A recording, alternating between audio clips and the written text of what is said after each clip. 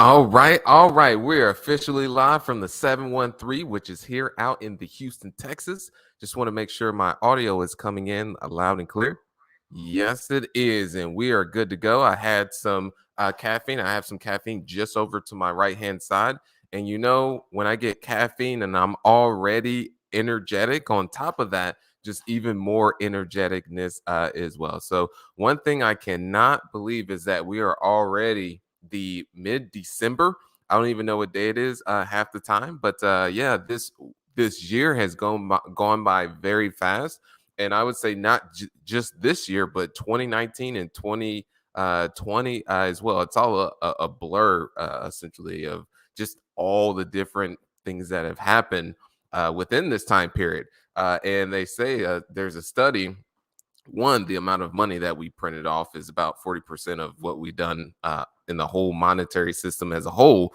That's another discussion in itself. But the amount of events that happened in the past several years have really been types of events that happen over a longer duration of time. So that's why the things have gone so quickly. Or some people may feel there's just been a lot of change, a lot of things that have been going on. So for the better or for the worse or the good, the bad, and the ugly.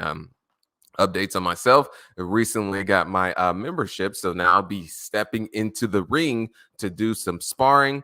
Looking forward to that. So at any point in time, if you happen to see me on these live streams where I may have a black eye or a busted lip, it is what it is. That's what it came from. Likely that's not going to be the case because I make sure I do plenty of practice, plenty of cardio, but you just never know. One of those hooks or one of those jabs could come out of nowhere. And they say that the worst shot to get hit by is the one that you don't see. But we'll go ahead and jump in today's topic. For those of you who are on here, go ahead and comment below and let me know where you are from. First and foremost, always enjoy hearing from you all. And the most recent topic that I did, which was why I stopped buying real estate. And I really gave those various reasons. So if you haven't already viewed that, you'll want to go ahead and jump into that most recent video just to get insights on that because it's been close to about a year or so since I've bought a deal. Steadily have the eyes open for opportunities, but there's just different things that I'm seeing in the market. Steadily sticking to the fundamentals, but just being patient. That's the main thing. And I always want to indicate that to people that are on here, just as a personal experience share, is that I know we're in the social media age. Other people say the microwave age, where there's the instant gratification and the lack of patience due to that. That as long as you have the patience, you're sticking to the fundamentals, you're continuously planting those seeds, that you will get to where you want to go. It's just it may not come at the time frame of which you wish for it to actually happen. So that's where the patience really does come into play. So welcome everyone. And the topic is going to be the 5 red flags to look out for during your property inspection. And this is apartment inspection, or more so on the multifamily side. And the first point I want to go into is that this isn't going to be the first red flag, but this is going to be the first point that I do want to go into. So we'll go into the various red flags. In addition to, we'll go through a due diligence checklist. I'll actually walk you through a actual inspection report, and then just go into some underlying issues that are things that to ultimately avoid. So the first thing that I do want to mention on this topic is that it takes a team. And yes, you can try and do it all on your own, but there are so many moving parts during the inspection period, which is actually within the due diligence period. And if you miss one thing, that can really cost you a deal. And I've said this many times and I share my successes, but also my mistakes, because yes, it's good to learn from your own mistakes, but a person on the wisdom side actually learns from the mistakes of others. And let me just confirm that my audio is still good here. Give me a second. Yes, perfect.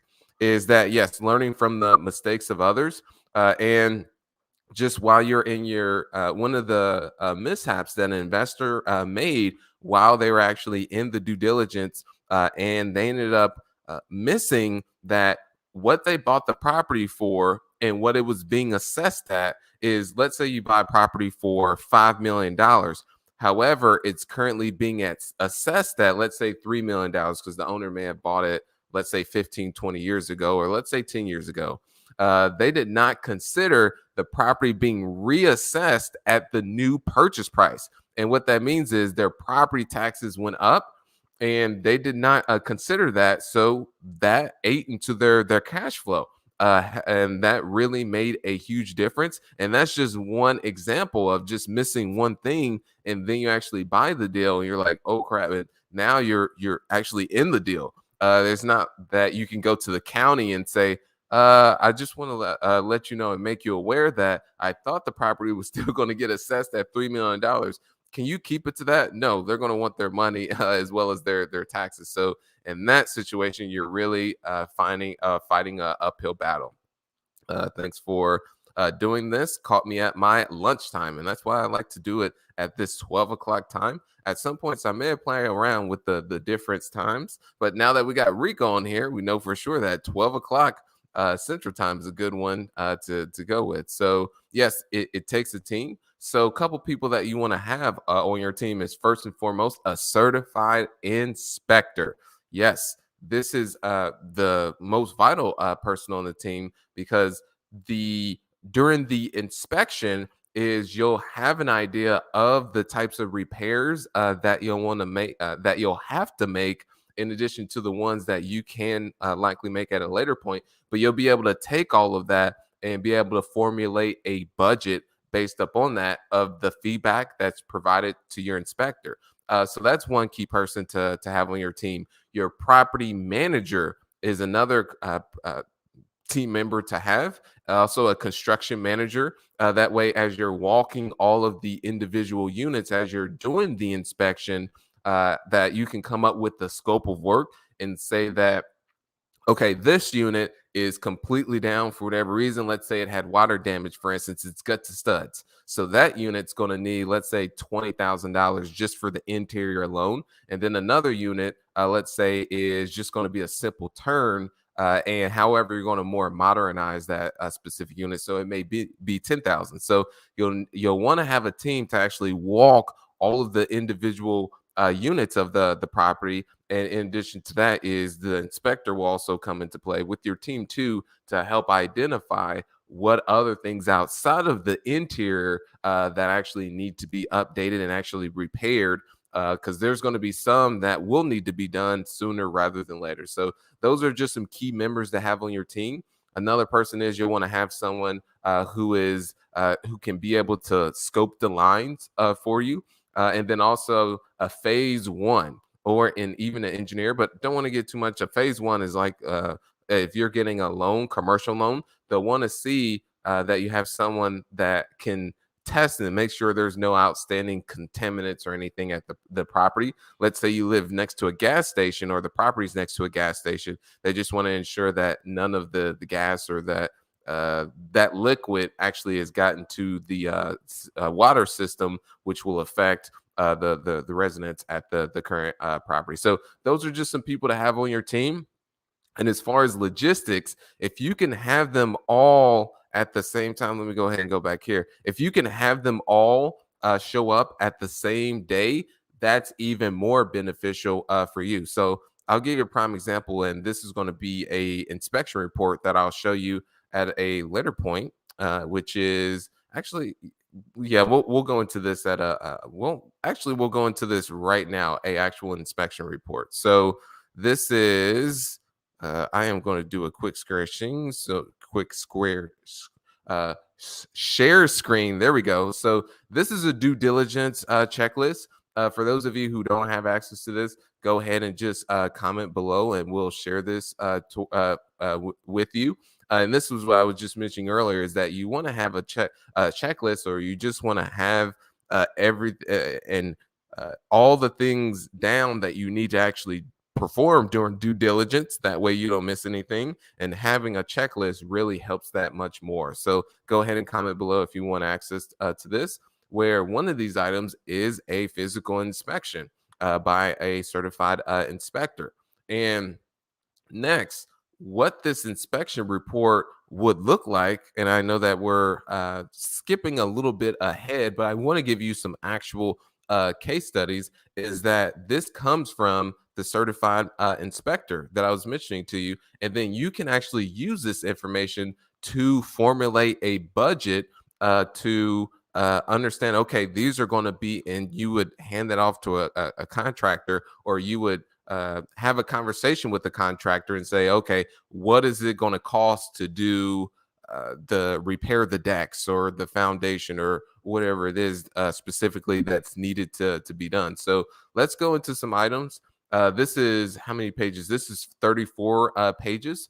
And what I like to do when showing up and having a inspection done is I will ask the inspector, hey, what are the absolute red flags and concerns? I'm always looking for that. And this actually brings me to my next point that I want to mention quickly, which still ties into this, is you're looking for reasons why not to buy a deal during due diligence, and in addition to your actual inspection. So through this report is how it is broken down from the inspector standpoint, is they will look at the uh the items that are in red, basically, that hey, you've got to address these sooner rather than later. They are they are a concern. And then they'll break down, okay, these are the moderate items that just want to bring to your attention and your radar, that yes, you'll need to address these, but it's not a huge concern to do.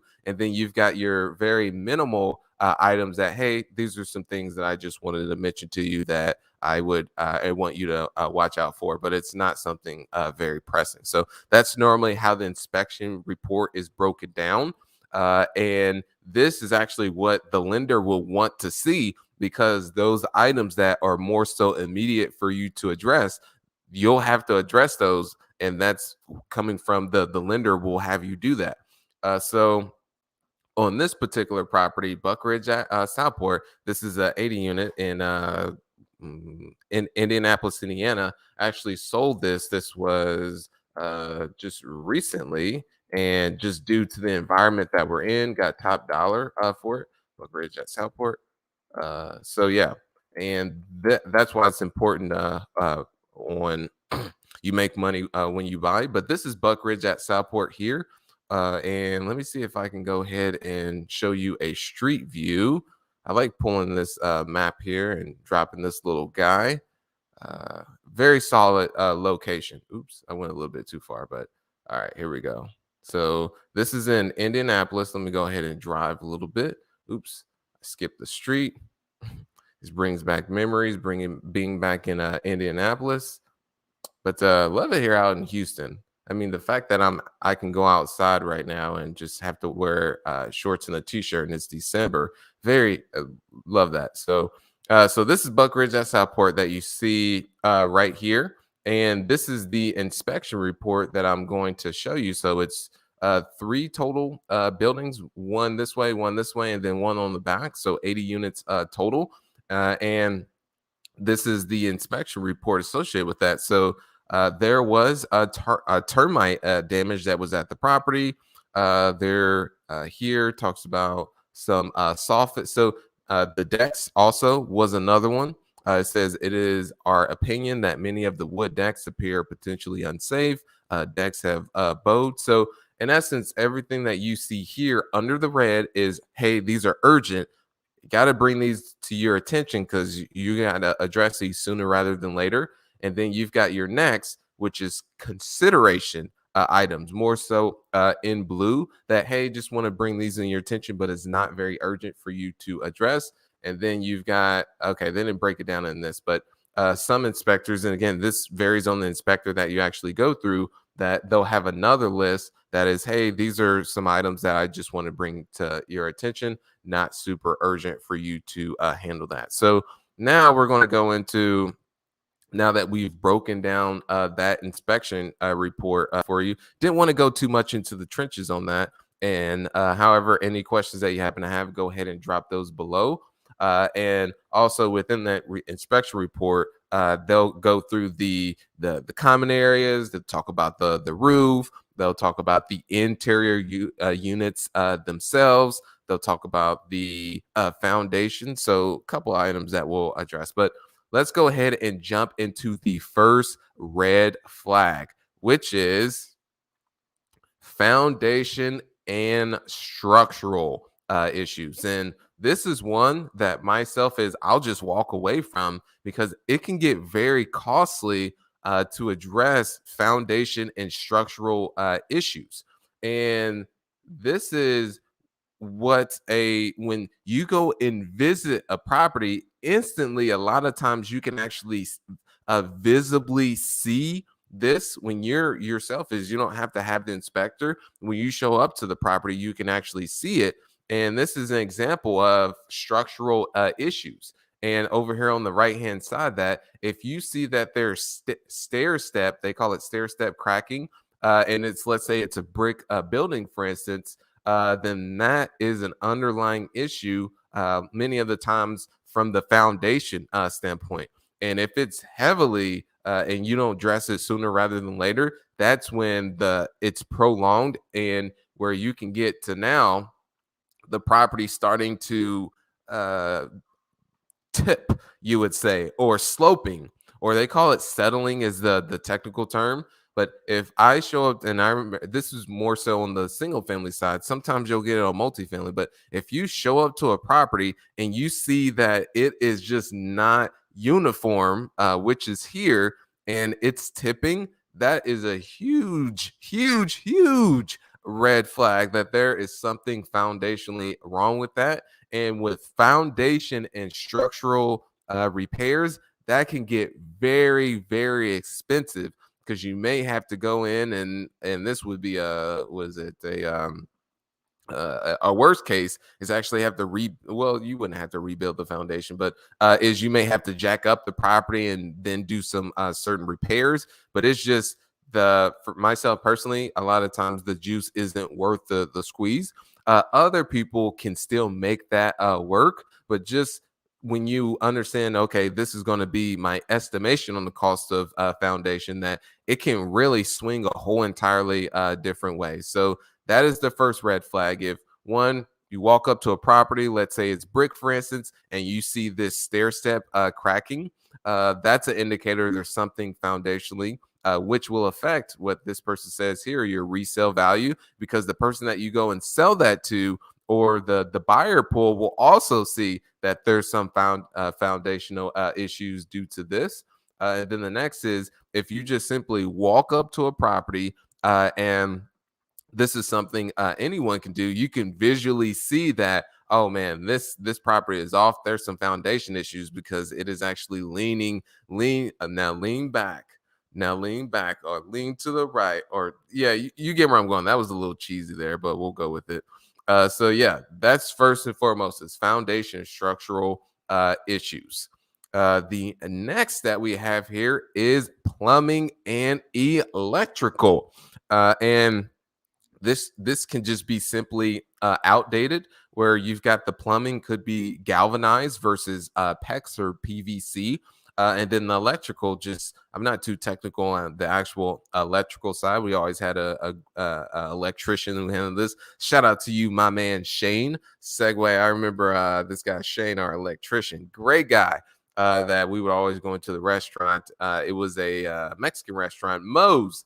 And every time you walk in, they'd say, "Welcome to Moe's." And when they didn't say it, I was so disappointed that you guys got to say it. Welcome to, and sometimes I would go out and come back in and still wouldn't get it. But that's another thing in itself, just random segue. But what is that? Okay. So plumbing and electrical is that this is something that you want to have someone scope the lines, and that is also a professional, because some of these items a inspector can give you feedback on, but then he'll say, hey, you'll actually have to get someone who's more of an expert to actually really diagnose or to what is going on here. Prime example is that with the drains in for plumbing, for instance, if we would bring this guy in, his name is Carl, great guy, that he would come in and actually scope the lines to see if there may be any thing that is plugging the drains, that way to ensure that the plumbing is smoothly, and that once we buy this property, that something's not going to come up after the actual purchase. So that's one thing, is that yes, you've got your inspector, but you may have to bring additional people onto the team that specialize in some of these specific, what you would call it, trades.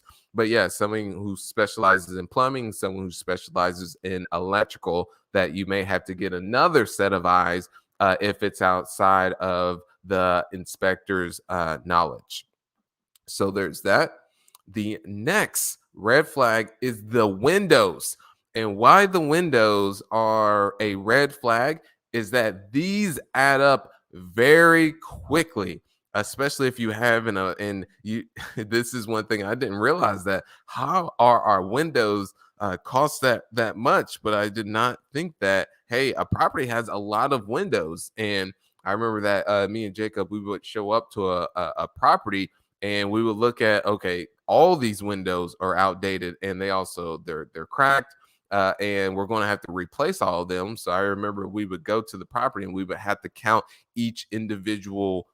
We would have to count all the windows, and then we knew what our window costs were, and then we would just multiply that by the amount of and we knew what the cost of a window was, and then also the cost to install. So then we would take that, and then we would multiply it by the number of windows, and then that would be our budget for the actual windows. And let me see about pulling up a budget for you all, so that way you'll be able to see what something like that looks. Where is this at? So you'll be able to get insights on how this is specifically broken down once you get the inspection from a once you get the inspection report from a lender, and then now you can start to take that information and then formulate a budget. So this is what it looks like on, and I'm going to do a quick bring this back up here.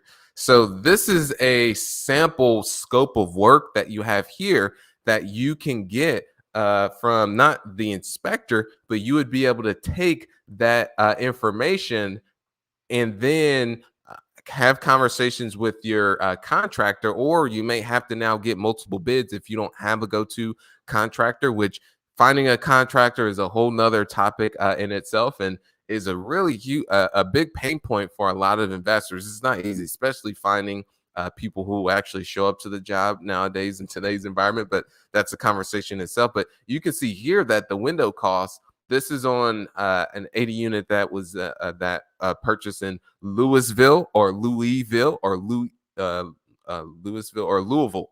That's three different ways how you can say that. But here is a sample breakdown of the costs associated with the property. And you see here, there is the window replacement, the deck repair, which we'll get into at a later point, the furnace and AC units, and then all the interior costs here. So many of these items were actually helped we had to put in here, such as yeah, I'll get into this at a later point, but basically the decks from the inspector said that, hey, you've got to address these sooner rather than later, and we had to put that in our scope of work. So that's what that looks like from the windows replacement. You can see the materials as well as labor, and it costs about $513 on a per unit basis for the actual window, and then also for someone to install the window as well. So hopefully you're able to see that. Let me make sure you can see that. I believe you can. Yes, or do I need to zoom in on that? We'll zoom in like this. All right. Yeah, there we go. Yeah, we'll zoom in like that to where now you can officially see more of the breakdown that is there. All right. I believe you still could have seen it though. So, all right. And the next that I wanted to go into is mold on the red flag side. And when you hear mold, when your residents hear mold, they just freak out. And it's understandable from that standpoint. And I remember walking into some properties that there was just mold everywhere from the water damage, and that's another thing, is water damage. But water damage leads to mold many of the times, or that's the result of that, especially if it's sat for a while. But yeah, mold, everyone is aware of mold. So not too much to really go into on that, but that's one of those things that you have to mitigate, or you may just, and this is if it's mold throughout, is that you just may have to completely remove all of the drywall and all that, and then have to remove all the drywall and everything, and have everything basically gut to studs if it's a significant amount of water damage, and that costs even more for you to be able to address. So there's that. And then the last but not least item here is the decks. And I just want to go back to the example here on how costly that it can get. And especially with multifamily property, and all properties don't have decks. But if it does have decks, this is usually one of the first items that will actually the inspector will take a look at. And on, let's say, where is it located? So Garfield Place Apartments, this was the first apartment that I actually purchased, that it was 6 by 6 was how you see the decks were originally, and how they were originally built. But with that is, they said that that is no longer up to code. These actually need to be 8 by 8 as far as the posts.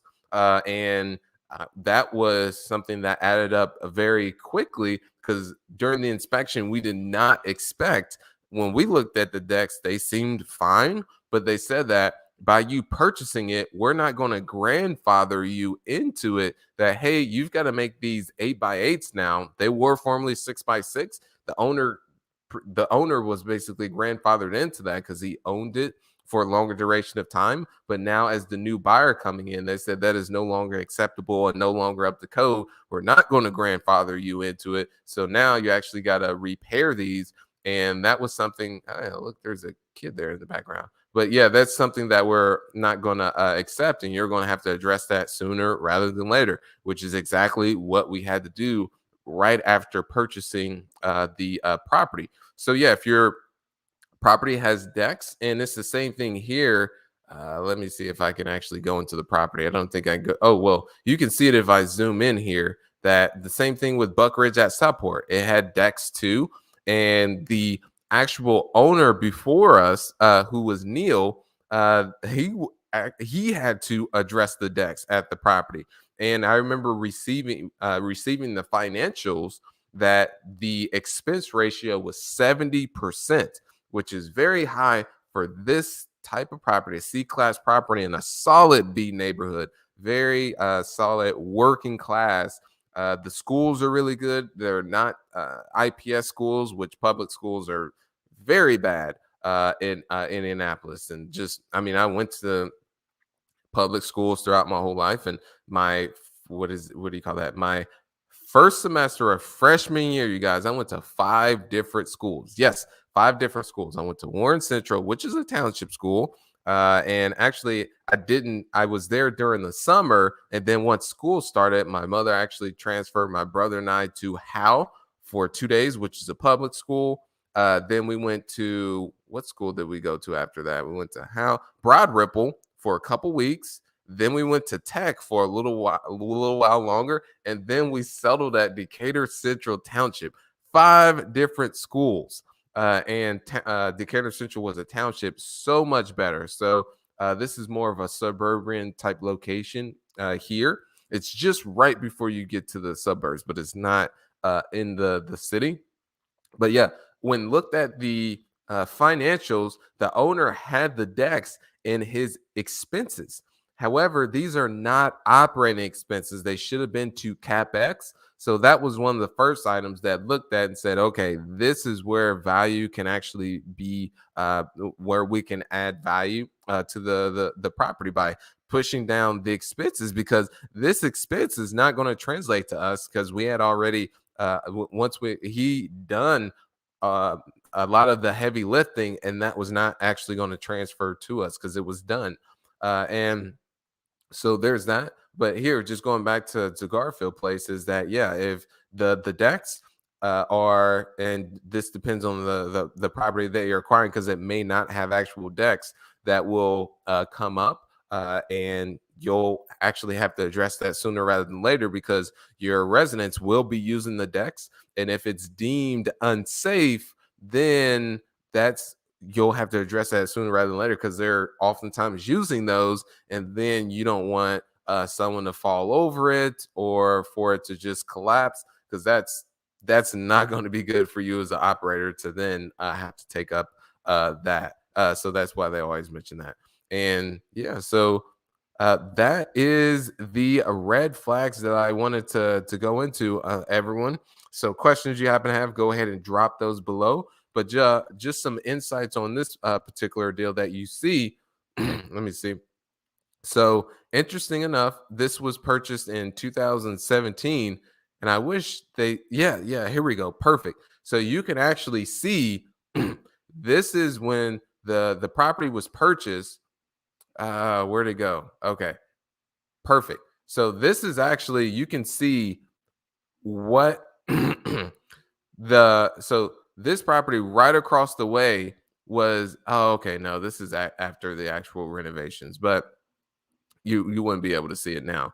But this property that's across the way was it's a 99 unit, and it had traded multiple hands, and it was completely vacant over multiple years, and ended up seeing this property. And this is me when I was doing the driving for dollars approach, drove past this property and said that, okay, I can see the value here because there was this property across the street that was vacant for a while, but I saw that someone out in California had bought it and they were starting the renovations.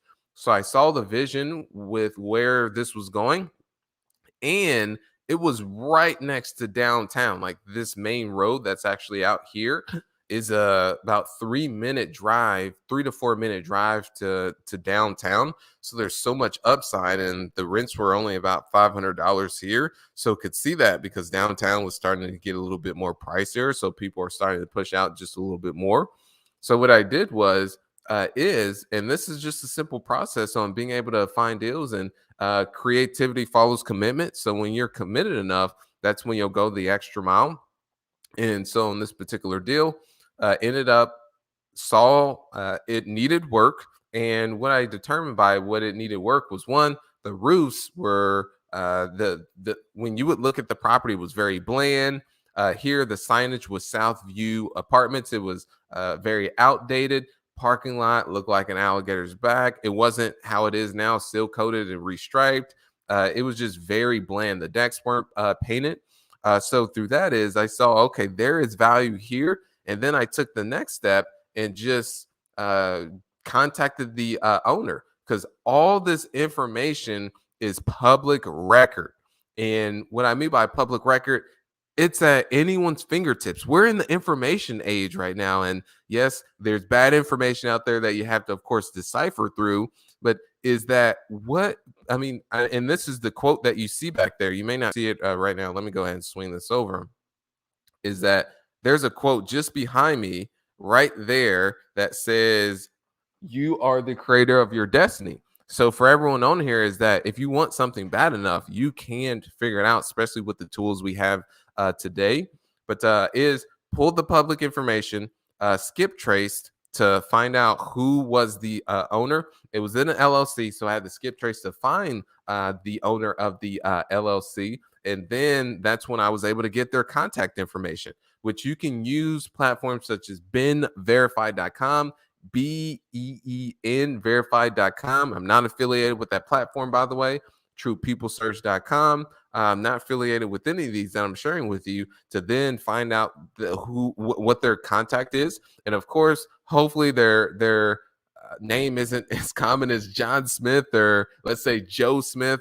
Maybe it's something like Sterling White, where it's a lot more easier for you to be able to search them. Typically, that's actually how it is. And then I just simply picked up the phone. So exactly like this, picked up the phone. Hey, Chris, Sterling here, own several single families. Hey, Chris, I just drove past your property. Wanted to personally reach out to see if you consider selling.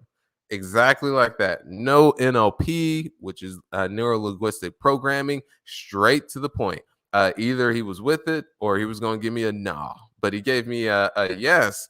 But one of the first things he said is that if you're not willing to put down $50,000 earnest money, we no longer need to continue this conversation. So that's when I went to sales mode. Hey, Chris, there's not going to be any issue with being able to find that, which there was no issue because creativity follows commitment. Commit first and figure the rest out later. Shout out to GC Grant Cardone on that. Learn that from him. Let's go ahead and go to some chats here. Is have you done any commercial to residential conversions? No, I have not.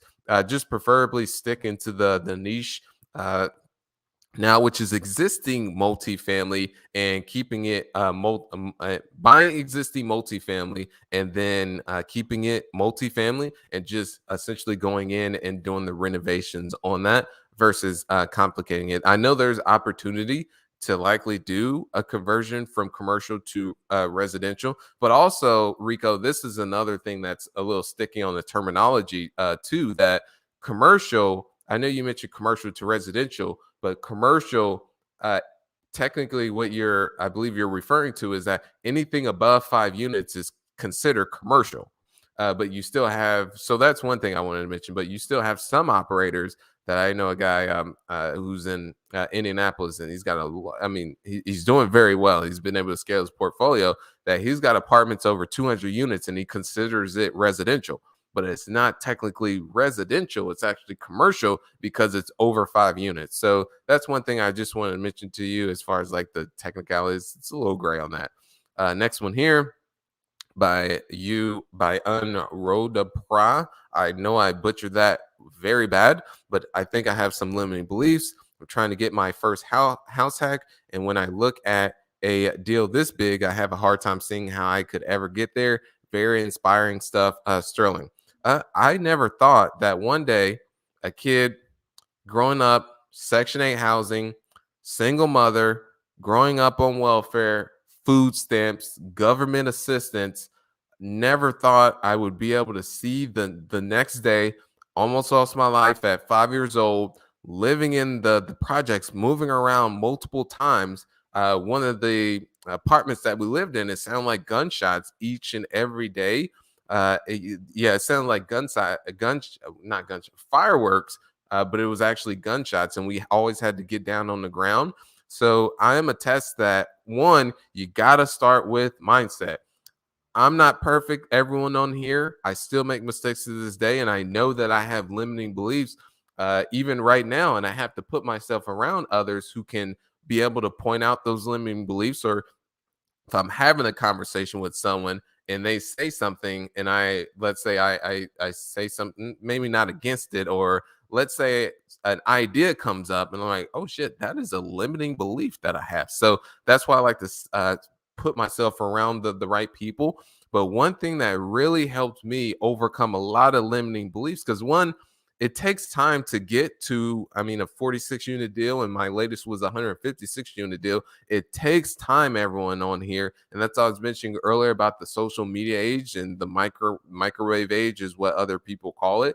Is you don't see everything that led up to this point as far as the sacrifice and then some uncertainties and just constantly having to go through rewiring my whole frame of thinking, because I had that experience in my early 20s that changed the trajectory of my life, where was at a college party and doing what college kids do. And at that point is that I drifted away from the crowd, and I was out in the middle of this, and many of you know this story. I was out in the middle of this lake, pond, whatever you want to call it, in this boat. Beaming question comes down to me and says, Sterling, is this what you want to do with your life? And up until that point, I was not satisfied with where I was. And I said, no. 4 key things I did. I stopped drinking. Still to this day, I don't drink. I would say in the past 10 years, maybe I had 3 or 4 drinks. I just don't. That was one of the things I stopped doing. The second was I stopped the news, which just recently is actually stopped social media altogether. So I feel like social media is the new news. The third was I ended up cutting off my friends because they were not going where I wanted to go. Great people, nothing against them. And the last but not least, the most important one was I ended up going the path of self-improvement, listening to the Earl Nightingales. Let me pull up Earl Nightingale. You guys, I am putting you on what they would say. I'm putting you on game right now. Earl Nightingale, The Strangest Secret. So this is, and I would play it for you, but The Strangest Secret is by far this was one of the first recordings that I actually came in. Earl Nightingale is the person who pioneered what we know today as is an audiobook, which is essentially listening while learning. He's the one that pioneered this. So listening to people like Earl Nightingale, the Jim Rohns, the Zig Ziglars, the Tony Robbins, that allowed me to really reframe and remove, honestly, a lot of the garbage. It was garbage that I had growing up, and that my mother, because it was just my mother that had me, and the overall programming that's out there. That's another conversation. So I had to rewire my whole thinking. And one, my mother did the best of what she could as far as the information she provided to me, but the my mother is not even close to where, I mean, what got where she's at is not where I wanted to be. And so I knew that she did the best with what she could, but it was not going to get me to where I was. She did give me some valuable lessons in life. One is manners. I'm still very yes ma'am, yes sir, all that, so that was good from that sense.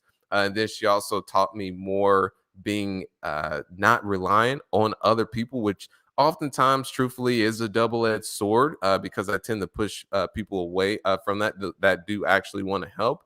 It's just been tough because just growing up through her, uh, what's that word? But she didn't necessarily show me to be more reliant on myself. She did it by what's that word I'm looking for? She did it uh, by not actually doing it, if that makes sense. So times where I actually wanted to depend on her to do certain things that she wasn't able to just go through and fall through with it. So I had to figure out a way to do it on my own. It was actually one of those things that it wasn't that she showed me more so, hey, how to be reliant on myself. It was more of just a mishap on her side, or just not sticking to certain obligations. Still love my mother to death, but that ended up helping me in the long run. But it's always been a double-edged sword, because oftentimes is that people that actually do want to help, I still figure out a way to go above and beyond just to push away and say that no, I actually got this where I could have used some help. When it comes to the business side, that's fine, but on the personal side, that's where things oftentimes get a little bit sticky. And from Rico here, a philosophy that I have heard recently is take blame for everything. Yes, huge. And and this is in today's age, that, and I'm just speaking from personal experience, in my opinion, that many people don't want to accept accountability for their actions and decisions. I accept full accountability for is if something happens, I even accept responsibilities for others mishaps, because it is by you accepting and not taking the victim mindset and saying that, hey, this is up to me, this was my decision I made, I have to live with the consequences. Or that, hey, that I can actually fix that, versus complaining about it. That puts more control in your hands. Yes, there's some things in life that we cannot control. And the philosophy that I'm taking up is that you only have concerns on the things that you can control, and work as much as you can to get through those and be better. But the things that are out of your control, such as all the money that's been printing off, or you having to wear a mask, or you having to get the jab. Okay, I don't want to go too far off that. I don't want to get my YouTube channel taken down or anything, or anything, because that's a whole nother thing in itself, as far as a rabbit hole. Everyone's got free will when it comes to that. But is that's what I've learned, is that instead of taking the victim mindset, it's just holding yourself accountable, and then that everything is your fault. Yes, at times it may feel that it sucks that, man, everything is my fault, but now you have actually more control, because I don't want to put more control in someone else's hands. I always want everything to essentially flow up to me. It's more difficult for some people to accept that, but also on top of that is you are where you are because of where you are. I learned that from Matt Faircloth. As simple as that sounds, but you are where you are because of where you are. And he pointed to his head. I was like, All right, Socrates dropping bombs. But yeah, just going back to example, what I was sharing earlier with the Earl Nightingales, the Jim Rohns, the Zig Ziglars, is constantly listening to those individuals. I would listen to Earl Nightingale and fall asleep to it. And I started having more of a success mindset and just learning from, okay, how do people think that are not from where I actually came from, that have more of they achieve these people on these high levels, and a lot of what they do is they listen to the Jim Rohns and they're feeding themselves positive brain food versus doing what others do that are not where they want to be, which is not doing these such a thing. So it's just replicating what works, and that's what I've seen, and it has helped tremendously. I kid you not, everyone, that if there's one takeaway you can take from this, is one, what Rico mentioned earlier, is that the philosophy that is take blame for everything. Yes, some people want to say that. I could say that. For instance, the environment that I grew up in is that I could blame my mother, I could blame whoever it is that's out there, that I was in that tough situation, being on welfare, Section 8 housing, almost losing my life, and but or I can look at that as a blessing, which I do look at that as a blessing, because now that I don't want to ever go back to that environment, and I use that as fuel versus a crutch. So yeah, I can simply just blame people with that, or oh, it was me, I was born there, but I decided no, let me go ahead and make something out of this and turn lemons into lemonade. So that's another case in point there. But that is all that we have for today. So I do want to just say, everyone, I appreciate you so much. Hopefully, you were able to get value from just the 5 red flags during a inspection report. One thing is, it takes a team. I've got to reiterate that, because yes, you can do it all on your own, but it's more risk for you to miss something, and then that can end up costing you at a later point, especially once you purchase the deal. And then during this due diligence phase and inspection period, you're looking for reasons why not to buy the deal versus reasons to buy the deal. The first red flag, foundation. Second is the plumbing and electrical. The third is the windows. The fourth is mold damage, which is water. And then last but not least is the decks. So anyone else who's on here at any point in time, if you just want further insights on how to grow your business and bridge the gap from where you are now to where you want to go, is happy to hop on the phone call, where it'll be anywhere between 30 to 45 minutes. A link will just be below on that for a strategy session. Towards the end, you'll have an action plan on the next steps to take. So I appreciate you all so much. Enjoy the rest of your Friday and upcoming weekend. Keep being awesome. And I'll see you next week. Thank you.